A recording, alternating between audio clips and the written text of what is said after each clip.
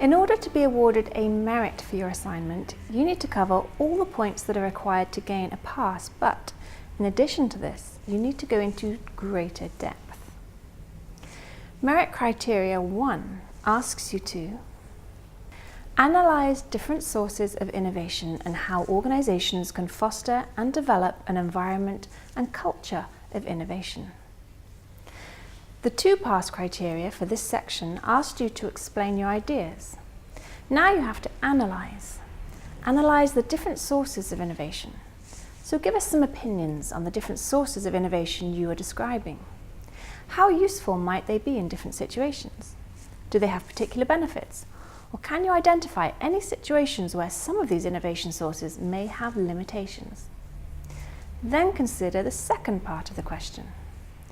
You could perhaps think here about environment, referring to how an organization operates, what it does, the processes it follows, and the physical environment, the workspaces, production lines, the internal layout of the building. In what ways can these be used to support innovation? And then think about culture and the way an organization thinks and the beliefs it holds. How can these be harnessed to facilitate innovation? To meet the second merit criteria, you need to analyze and apply the innovation funnel in an organizational context. You've described the innovation funnel for the pass criteria, maybe even given us a summary of how it works, but now you need to tell us more, and in an organizational context. In other words, how the innovation funnel works in practice. So you need to give some specific examples here of the sorts of questions an organization would ask as they progress through the innovation funnel. For example, think about the different ways an organization might screen ideas. They might only be interested in innovations that would appeal to an existing customer base or market, or ideas that complement their existing product range. They may give preference to projects which make their products more accessible to people in developing countries. Think about the different questions that could be asked in all stages of the innovation funnel. Then, keep this same principle in mind when answering Merit Criteria 3, where, again, you will need to think about what would happen in a real organization. Evaluate the role of frugal innovation in an organizational context.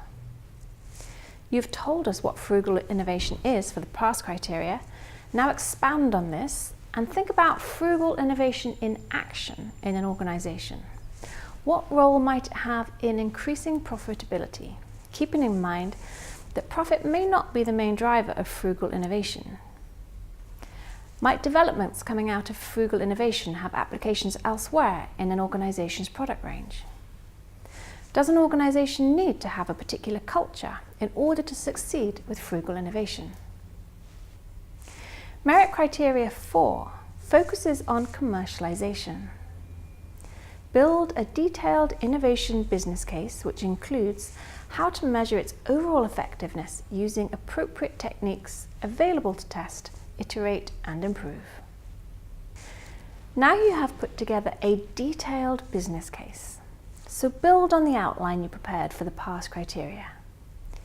You are also asked to consider 2 things in particular. Effectiveness. So how can you measure the success of the commercialization process?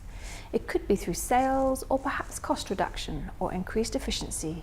And then testing, iterating and improving an innovation.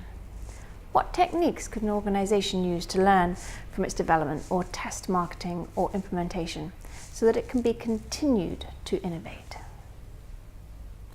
Finally, Merit Criteria 5. You provided an evaluation for the pass criteria.